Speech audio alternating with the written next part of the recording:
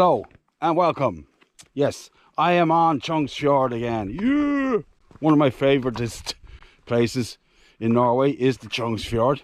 And this being because they got some big ass fish here. They do. And it's coming up to my favourite time of the year, the autumn. This has been for everybody inside the Arctic Circle or close to it, as far as I can understand, the worst year ever for fishing. Best summer ever, but fishing wise it's been just dire. There's some type of El Nino or some kind of thing going on with the ocean currents, and it has put the fish off feeding, all apart from the mackerel. It's astonishing just how many mackerel there are here at this time of the year. Usually there's a few hanging around, but it's basically all you can catch, really. And hopefully today I'm going to change that. I don't know how that's going to change, but I might get lucky. I really don't see it. But if I catch a fish other than a mackerel or a herring, I'm going to consider myself blessed. So do I get a fish? The water is like a bath. It's so warm. And my cold water friends are not too enthused about it. I have seen a few pollock, but they miss my lure every time. Bloody losers. Yes. Imagine that. It's your job. It's your job, pollock. Get it right. Right? I'm doing my job. You do your job. Stupid fish. I'll run you through the gear, right? I got 3 setups with me today. I've got extra heavy, heavy, and medium to heavy, right? So in order of heaviness, starting at the heaviest, the Sniper XT, 50 to 120 grams. The Abu Salty Style, 30 to 100 grams. And the Shimano Salty Advance, 30 to 80 grams, yes. 2 5,000s, 1 6,000, right? 40 pound, 30 pound, 15. All 8 strand. The leaders are 40, 50 and 80. And first of all, I'm going to start with the heaviest setup to see if I can get somebody's attention. We're right at low water now, and soon the tide will start to push, and hopefully I'll get a fish. So up my head you go, and see if you catch a fishy. So we get this down, we see if we get a fish.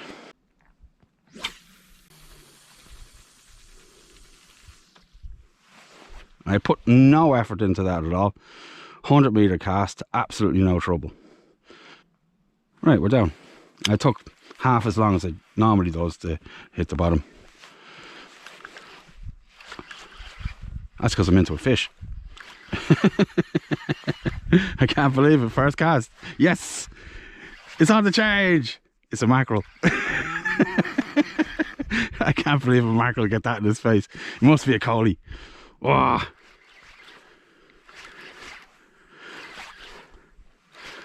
If this is a mackerel, I'm going to scream and take him home and eat him. Look at this, first cast fish. Wow, down deep, man.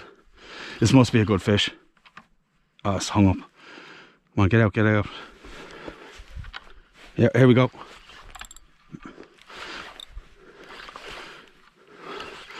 I can see it. It's a cod, it's a cod. First one in ages, bloody hell. That's not bad. Looks like it's about 5 or something like that. Good to see you again, buddy. So we go down and get him. Oh yes. Here, let's look. Yeah, he's all right. As far as I can see now, this fish has had a bite taken out of it or something, or some net damage. I've bled this fish, Ikejimaged it, and I'm going to throw it in the sea and eat this for dinner. Tide's on the way up, so I don't have to worry about him going dry or anything like that. I'd like to share with you some of the paraphernalia that makes fishing easier for me. And so I'm going to put you on the ground so you can actually see. I'm going to start off with some footwear. Right here I have just a standard pair of hiking boots, okay? And on the bottom, on each one, whether you can make them out or not, are 15 tungsten studs around the outside of the shoe, right? If you put them on the inside, they just become knackered and they don't last. And also they'll probably work their way through the boot. From experience anyway, this is what I find. And also, they just work better around the outside is what I find anyway. And so other than that, my good old trusty fish grips, yes. A knot pulling tool, right? You can buy these or you can make them. It's much cheaper to make them and they float. This one does not float. And I have a video on how to do it, and I'll link it in the description. These take the guesswork out of tying knots, really. is they're not closed properly. Sometimes it's hard to tell when you're working with gloves and just your fingers, because you got pain in the equation as well. So the only way to remove it is to use a tool instead. So that way you can gauge how hard you're pulling rather than how much your fingers hurt. I believe this is a must. If you want one, check out the video.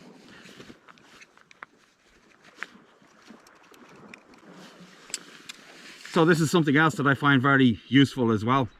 If I'm going to keep a fish and it's hard to get it with the fish grips, I just hit it with this thing, right? This is a folding chin gaff, yes. And you can get these on any Chinese platform, right? The studs in this I got off AliExpress. I don't work with them, I'm just sharing it with you. I don't have any links either, so don't bother with that. Bought them years ago, okay?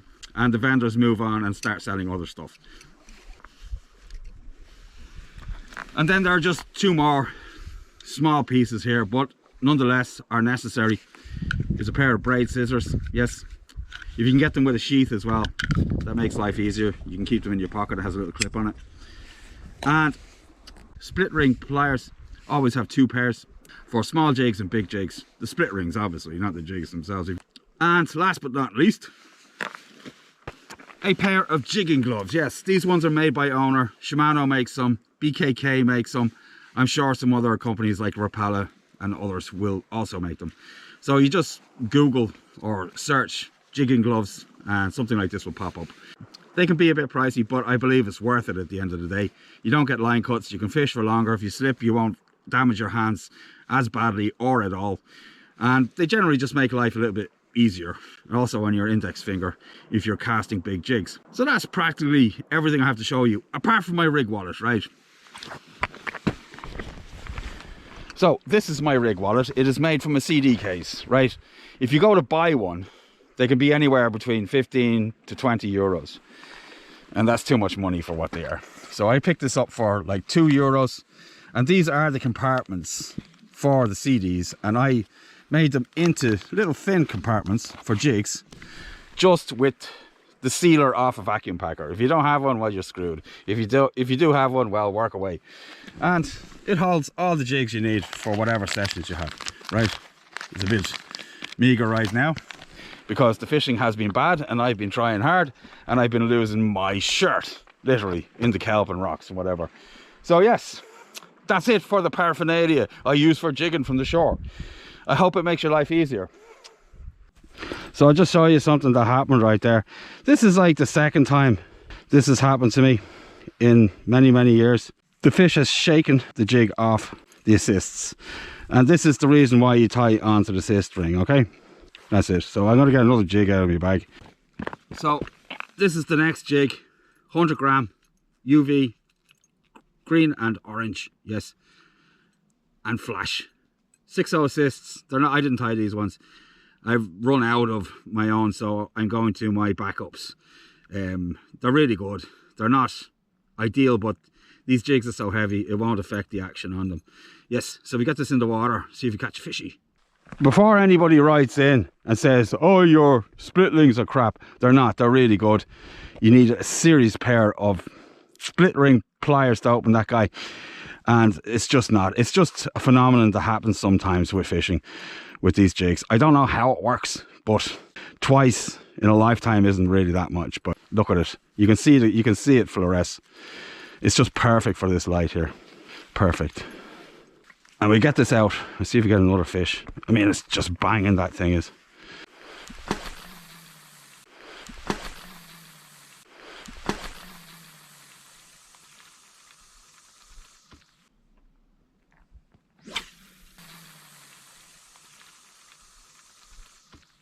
Down it goes. If it catches Billy another fish, who knows?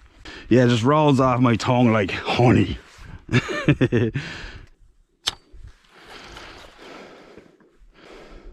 Oh, we're in. Ah, yes. Oh, it's a really good fish. I'm going to go with Coley or 100-pound mackerel. Ah, this is a good fish. Oh, bloody hell. It's staying real deep. But this is a good area to land a fish. Short pumps, Keep the rod shoulder high. Don't lift it too much. It does not help you.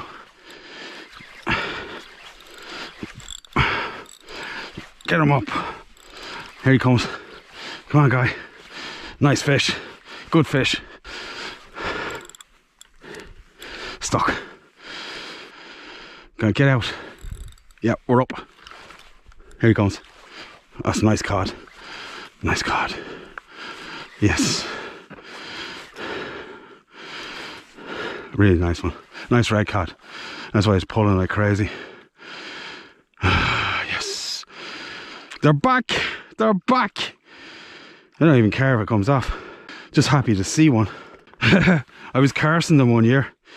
Then they disappear. You're like, ah. I take all my words back. Oh lordy. Fantastic. Nice fish. Looks to be about 6, 7 maybe. Oh yeah, nice fish. No, no, no, no, no, no. And being a red cod, fought like crazy as well. Here, buddy. Oh, yep, nice fish.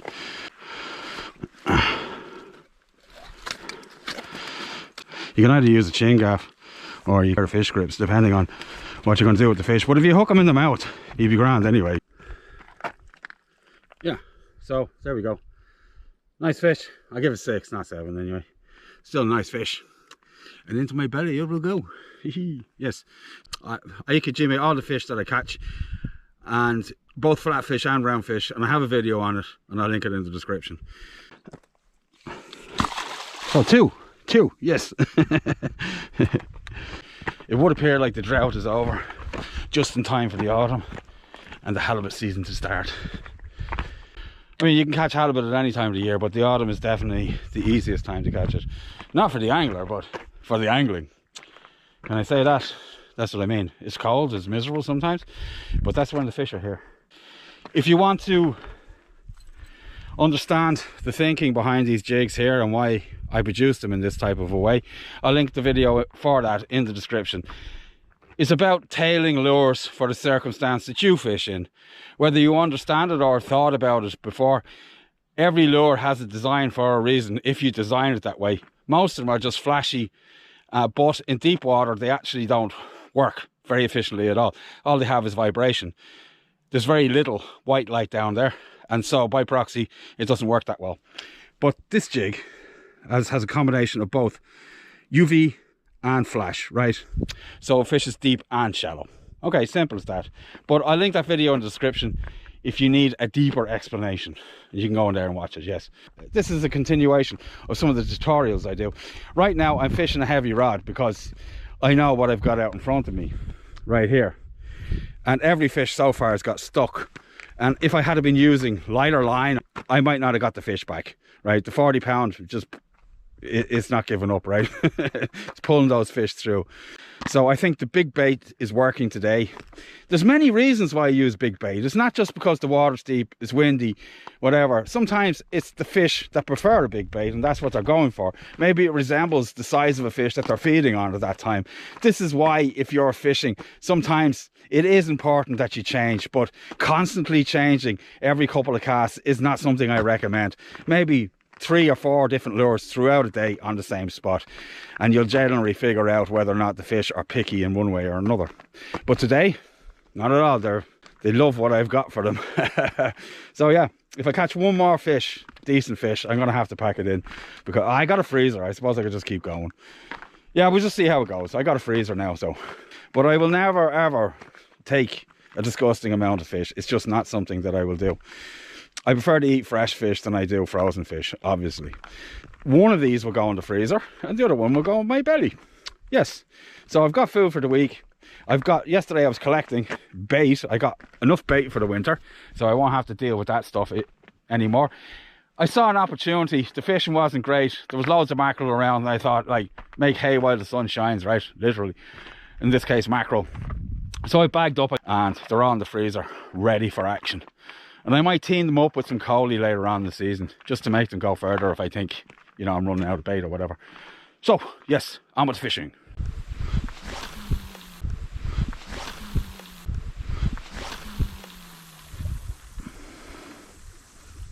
Yeah, that wasn't too shabby. I have been fishing hard. Unfortunately, so far, it's just those two fish. The wind came back for a while, so I went up to the car and hid for a little bit until it stopped. There was also a bit of rain, and now I'm back to catch the last portion of the tide. It's gone off high and it's on its way back down to low. And I think I might get a few fish. We're coming into the latter half of the day, and they might be on the bite again. Who knows? Maybe get another great fish. So I'm going to continue with the heavy rod because that's been working for me for whatever reason. But I'm not going to argue with them and start changing when something is already working. So yes, we'll get the heavy jig back down again and we'll see if we get another fish for this video. So up my head you go. So I lost the last jig, so I'm going to continue with this other one that I've made. Right, it's almost identical. It's still got the UV and the flash, so I think it will work. And the fish seem to be in this area, so I'm going to put it out here, see if I can get a fish before I have to shut down for the day.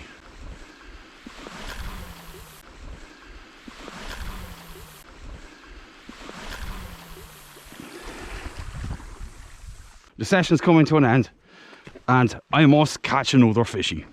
I've cast all over here and now it's time to give this place a solid thrashing. I'm going to get a few casts in, see if I can get a fish out of here. This 100 grams, it's been doing the business today, and let's see if I can get one more fish for me. I'm going to give it all the gas I got to get it out as far as possible. See if I can get a nice fish out of here.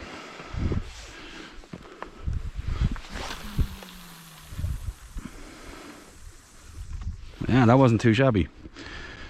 That's over 100 meters, that cast, just to give a bit of perspective. And you might think it's me and technique. Some of it's technique, the rest of it's tackle. It's the rods, it's the fishing line, and it's the jigs, right? Anybody can do this if they get a bit of practice. Get that rod tip down. I have a few videos on it and I'll link them in the description as well. It's not, casting isn't just for surf rods as well. You can actually boost the distance you get with jigging gear just the same. Of course, you're not pendulum casting or anything like that, but the same techniques apply to jigging as they do to surf casting in a basic term. So you get a fish.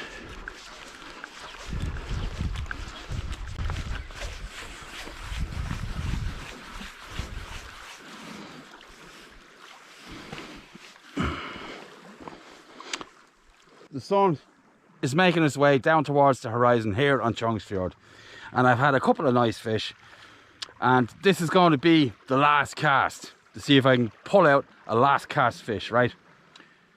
So up in my head you go, and let's see if we get another cod or whatever. I'm not choosy, pollock, coalfish, giant halibut.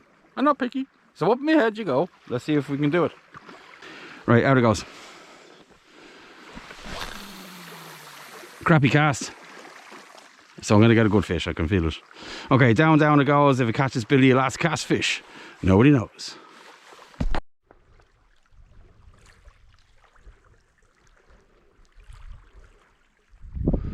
Look at that. A complete rainbow, double rainbow. Fantastic. It's not often you see one that clearly. Anyway. See if we get a last cast fish. Rainbow's there in support. Tell me it's doable. See if we get one.